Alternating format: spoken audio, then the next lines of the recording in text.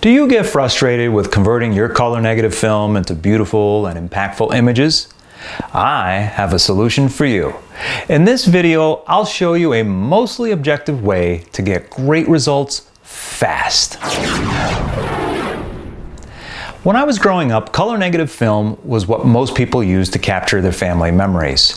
You would shoot your rolls, drop them off at your local lab, and within hours, pick up your negatives and prints. It was almost magical in the way that the orange blobs were converted into the colors of photographic reality. Most of us never put much thought into the process of how this happened. We only hoped that our pictures would turn out great. In 2009, I started shooting film again after a 9-year hiatus. More specifically, I was enamored with Velvia 50, a high contrast and vibrant color slide film. I hadn't considered trying color negative film until about 2014 or so, simply because I love the look of my transparencies and the what you see is what you get nature of that type of film. On my journey of rediscovering film, I started to learn about the large dynamic range of color negative film in comparison with slide film. While slide film is gorgeous, I quickly found out that if the light and dark areas were too far apart in their metered values, the film was unable to record details simultaneously in the highlight and in the shadow areas, despite having tight control over exposure. So for this reason, I started shooting color negative film again. As some of my long-term viewers know, I develop all of my film with my Jobo processor. If you'd like to see how that's done for all types of film, I'll leave links to those videos in the description below. At first, I was sending my color negative film to the lab because I wasn't up to speed on the C41 process, and I wanted to leave the color conversion up to the professionals to make it easier on me. While the results from the professional labs were pretty good, I wanted to learn the C41 process and keep everything in-house. So I learned how to develop color negative film and gave it my best to convert the orange blobs into beautiful colors in Photoshop. As it turns out, the developing part was easy, but I became very frustrated with the color conversion process. Eventually, I gave up, even after trying a variety of techniques that other YouTubers talk about in their videos. I was unable to get consistent and repeatable results. Trying all those techniques just added to my baseline frustration. All I wanted was an objective technique that would yield an expected result every time. While I didn't stop shooting color negative film, I just put my negatives into storage without any attempt to apply a color conversion technique. I just thought, maybe someday I'll figure out a better way. Well, that someday finally happened when I came across a video by Morganti. I'll leave a link to that video in the description. He demonstrated the application of a mostly objective way to get a good, repeatable baseline image. I've since added part of Anthony's technique to my minimally subjective workflow in the very powerful Adobe Camera Raw and get fantastic results. Let's go over to the computer and let me show you my workflow for getting fast, easy, and most importantly, consistent results. I'm going to use 2 color negatives to demonstrate the application of this workflow. One is a landscape image taken on Kodak Ektar, and the other is a portrait taken on Kodak Portra 160. I've started by opening up my unaltered drum scan image of the subway in Zion National Park. For reference, I am using Photoshop version 23.5.5. The first thing I'm going to do is convert the image to a positive by hitting Command I because I'm using a Mac. If you are using a PC, just use Control I to invert the image. Now that is not a bad start. You can also opt to do this by using a non-destructive curves layer. Let me undo these changes and demonstrate. Under the Adjustments tab on the right, I'm selecting a curves layer. If this isn't visible in Photoshop, you can go to the Window tab at the top of the screen and check mark Adjustments. I engage the histogram by clicking and holding the point I want to move. Here, I'm dragging the lowest point on the histogram and pushing it up, followed by dragging the highest point on the histogram downward. This is where the objective process of correcting color begins. First, I'll select the red channel on my curves adjustment layer. Notice the histogram. What I'm going to do is drag the sliders on the x-axis so that they correspond with where the continuous range of data for all of the red color information is located within the histogram. So I'm simply dragging these points to where the histogram begins on either side of the main body of the histogram. Pushing these sliders towards the center of the histogram removes the contribution of that respective color from the image. In other words, this gives us the ability to remove the color cast or color contamination for each color channel. Using the histogram as a guide provides an objective and repeatable way to achieve fast and easy color balance. You'll notice that I've ignored the series of spikes towards the right of the main body of the histogram. Most of the time, I'll ignore these and focus on the main body of the histogram where there are no low points splitting up the histogram into a bimodal representation. This tends to give me the most consistent results and exactly what I'm looking for from my color conversion. Next, let's select the green channel. Same thing here. I'm dragging the x-axis sliders so that they align with the measured green channel data in the unimodal body of the histogram. Again, I'm excluding the series of spikes towards the right of the main body of the histogram. Finally, I'll apply the same technique for the blue channel. I grab the x-axis sliders and make Photoshop display only the colors contained within the main body of the histogram.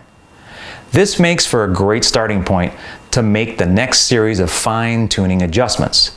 But first, let's save all that hard work as a copy of the original file. I always name my color-converted images by adding the word edits to the original file name. I've made it a habit to never manipulate the original drum scan image just in case I need to make additional changes. Now that I have my baseline image, I'll reopen it in Adobe Camera Raw. My goal with this image is to produce a moody and dramatic scene by drawing the viewer's eye towards the nice glow on the walls. I'm going to first reduce the exposure a bit because this will subsequently affect how color is interpreted. -2 seems about right to me. Next, I like to jump to Dehaze and increase that to remove some of the foggy appearance and deepen the contrast. About +30 seems good for the mood I'm after. I'll bump up the clarity a bit to bring out some of the detail. I think +20 looks about right to me. Now I'll go back and change the highlights. +15 seems good. Maybe reducing the black point to about -15 will also help. I think bringing up the white point to +19 might also improve the image, so let's do that. I think I'll try bringing up the contrast. +30 seems to give the image a bit more snap. Maybe I'll make some minor tweaks with a curve adjustment. I'll take up the lights to about +5 and maybe take the darks down to about -2. Okay, so now I'll go back and play around with the colors a bit under the color mixer section. Sometimes I'll use the targeted adjustment tool, but for this image, I'm just going to manipulate the sliders individually. I want to bring out a little bit of the red and green tones while reducing some of the blue ones. After making these subjective adjustments, here are what my sliders look like. For my final adjustments, I'm going to the color section to adjust my temperature. I think adding about +10 should get me a little bit more warmth in the image. Maybe I can increase the vibrance a bit to about +25 and the saturation to about +15 to make the color pop a bit more. Well, there you have it. I'm ecstatic at how this image converted. Dare I say that I might make a ridiculously huge print from this file. Here is the before and after. Now let's try a portrait. Here is my unaltered drum scanned image. Just like before, I'm going to add a curves layer and convert the image to a positive by dragging the lowest point on the histogram and pushing it up, followed by dragging the highest point on the histogram downward. Next, I'll select the red channel on my curves adjustment layer and drag the sliders on the x-axis so that they correspond with where the histogram is consistently displaying all of the red color information. Once again, I'm ignoring the series of spikes towards the right of the main body of the histogram. My focus is entirely on that unimodal part of the histogram to get the results I'm looking for. Next, let's select the green channel. Same thing here. I'm dragging the x-axis sliders so that they align with the measured green channel data contained within the histogram. Finally, I'll apply the same technique for the blue channel. I grab the x-axis sliders and make Photoshop display only the colors contained within the body of the histogram. I gotta say, I'm really happy with these results. Let me save a copy of the original file and we can move on to the fine-tuning adjustments in Adobe Camera Raw. Here is the image opened in Adobe Camera Raw version 16.1. My goal with this image is to add a bit more snap to this portrait without losing the lightness or washed out look, if you will, that is so characteristic of daytime in the Mojave Desert. I'm going to first reduce the exposure a bit because this will subsequently affect how the colors are interpreted. 0.5 seems about right to me. Next, I'll go down to Dehaze and increase that to remove some of the foggy appearance and deepen the contrast.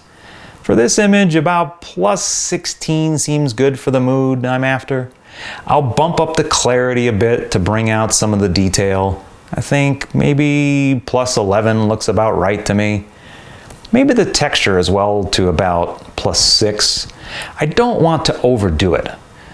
Now I'll go back and change the highlights. About +32 seems good. Maybe reducing the black point to about -19 will also help. I think bringing up the white point to about +21 might also improve the image. I think I'll try bringing up the contrast. +9 seems to give the image a bit more snap.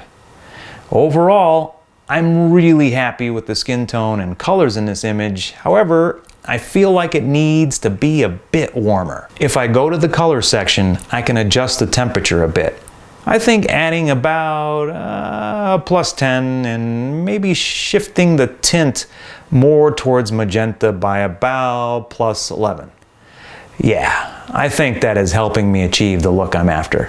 Let me try bumping the vibrant slider to about +10 to bring out the colors a bit more without making the skin look too pink. Well, there you have it. I'm pretty happy with that conversion. Here is the before and after. If you have found this video helpful, please hit the like button and consider subscribing to my channel if you haven't already.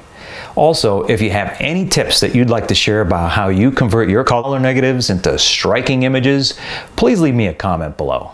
As always, thanks for watching.